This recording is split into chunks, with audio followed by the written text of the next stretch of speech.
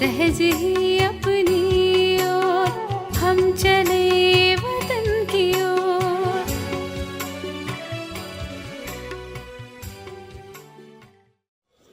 ஓம் சாந்தி. 1/9/1975 அவ்யக்த பாப்தாதா மதபன். வாணியின் தலைப்பு சமீபம் மற்றும் சமமான நிலையின் நுண்ணியம் மற்றும் மகான் தன்மை.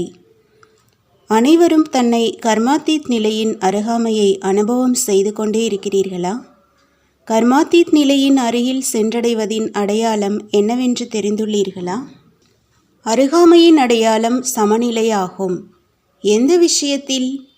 சப்தத்தில் வருவது மற்றும் சப்தத்திலிருந்து விலகி செல்வது, சாக்கார சொரூபத்தில் கர்மயோகி ஆவது மற்றும் சாக்கார நினைவிலிருந்து விலகி நிராகார நிலையில் நிலைத்திருப்பது, கேட்பது மற்றும் சொரூபம் ஆவது, சிந்தனை செய்வது மற்றும் மூழ்கி இருப்பது, ஆன்மீக உரையாடலில் வருவது மற்றும் ஆன்மீக நிலையில் நிலைத்து விடுவது, யோசிப்பது மற்றும் செய்வது, கர்மேந்திரியங்களில் வருவது என்றால் கர்மேந்திரியங்களின் ஆதாரத்தை எடுப்பது மற்றும் கர்மேந்திரியங்களிலிருந்து விலகி இருப்பது, இயற்கை மூலமாக பிராப்தியாகி இருக்கும் சாதனங்களை தனக்காக காரியங்களில் ஈடுபடுத்துவது மற்றும் இயற்கையின் சாதனங்களிலிருந்து நேரத்திற்கு தகுந்தாற்போல் அதன் ஆதாரமற்றவராக ஆவது, பார்ப்பது, நெருக்கத்தில் வருவது மற்றும் பார்த்தும் பார்க்காமல் இருப்பது, நெருக்கத்தில் வந்தும் தாமரை மலருக்கு சமமாக இருப்பது, இந்த அனைத்து விஷயங்களிலும் சமநிலை வேண்டும்.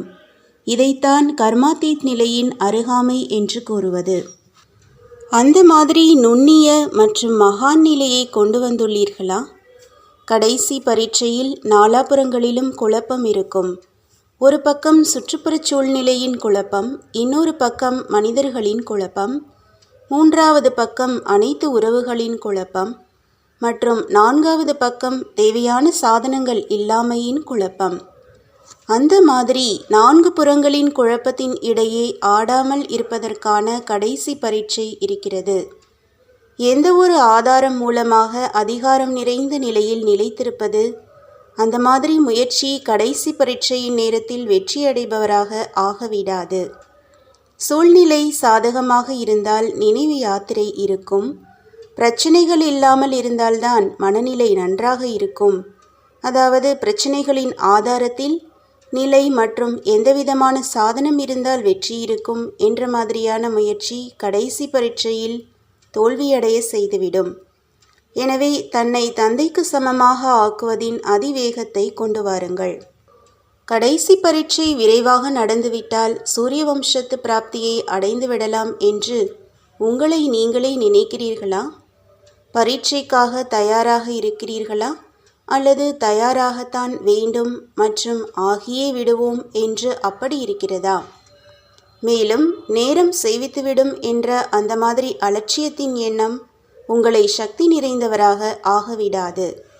சக்தி நிறைந்த எண்ணத்தின் எதிரில் இந்த பலவிதமான வீணான மற்றும் அலட்சியத்தின் எண்ணம் அழிந்துவிடும்.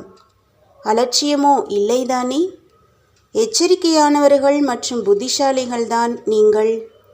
எவரடி என்றால் இப்பொழுது எந்தவிதமான சூழ்நிலையிலும் ஒரு நொடியில் அனைத்து கர்மேந்திரியங்களின் அடிமைத்தனத்திலிருந்து விலகி கர்மேந்திரியங்களை வென்றவராக ஆகி ஒரு சக்திசாலியான எண்ணத்தில் நிலைத்து விடுங்கள் என்றால் ஸ்ரீமத் கிடைத்தவுடனேயே கிடைத்தது மற்றும் நிலைத்து விடுவது என்பது சேர்ந்தே ஆகிவிட வேண்டும். இதுதான் எவரடி நிலையாகும். சமநிலைக்கான எந்த விஷயத்தை முன்பு கூறினோமோ அதன் மூலம் அருகாமையின் நிலை உருவாகிறது.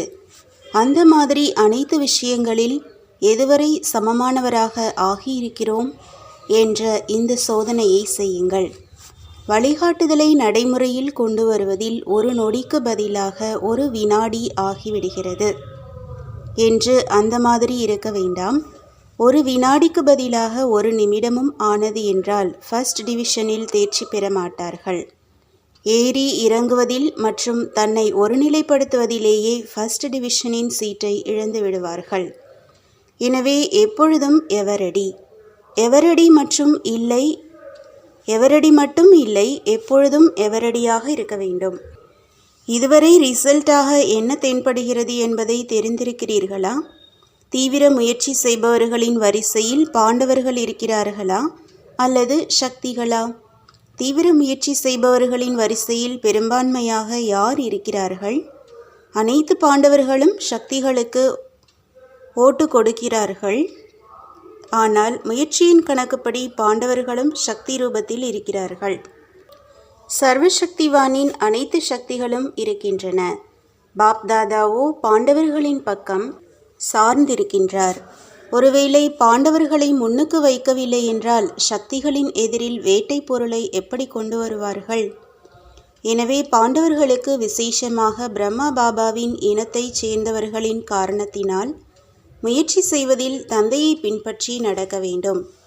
பாண்டவர்கள் லௌகீக பொறுப்பை எடுத்துக்கொள்வதிலும் முன்னுக்கு இருக்கிறார்கள். லௌகீக பொறுப்பை மட்டும் எடுப்பதற்கு பதிலாக உலக நன்மை செய்வதற்கான பொறுப்பையும் எடுக்க வேண்டும். எப்படி எல்லைக்குட்பட்ட வருமானம் செய்வதின் ஆர்வத்தை தெரிந்திருக்கிறீர்கள், அதேபோல் எல்லைக்கப்பாற்பட்ட வருமானத்தின் ஆர்வத்தில் மூழ்கிவிடுங்கள். சம்பாத்தியத்திற்கு பின்னால் தன்னுடைய சுகத்தின் சாதனங்களை தியாகம் செய்வதிலும் அனுபவிகளாக இருக்கிறீர்கள் என்றால் எல்லைக்கப்பாற்பட்ட வருமானத்திற்காக தேகத்தின் சுகங்களையும் தியாகம் செய்வது மற்றும் தேகத்தின் நினைவை தியாகம் செய்வது என்ன பெரிய விஷயம்? எனவே பாண்டவர்கள் தீவிர முயற்சி செய்பவர்களின் வரிசையில் நம்பர் 1 பெற வேண்டும். புரிந்ததா? பின்னால் இருக்காதீர்கள். ஒருவேளை சக்திகளின் பின்னால் இருந்துவிட்டீர்கள் என்றால் பிரம்மா பாபாவின் இனத்தைச் சேர்ந்தவர்கள் தந்தையின் மரியாதையை காப்பாற்றவில்லை என்றால் இது நன்றாக இருக்கிறதா?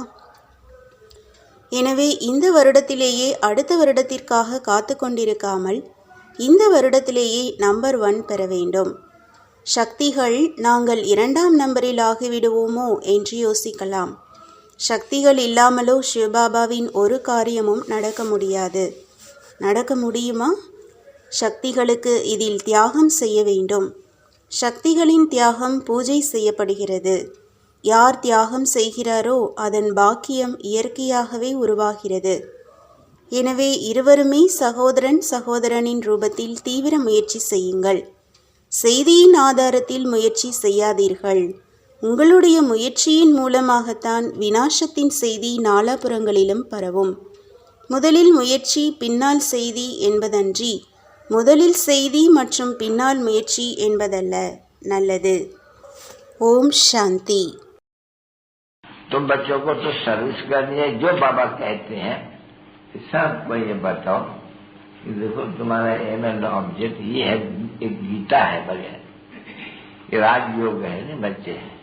कैसे है राजयोग? बिल्कुल सहज है कि बाप को याद करो तो ये वैसा मिलेगा तुमको। ओम शांति।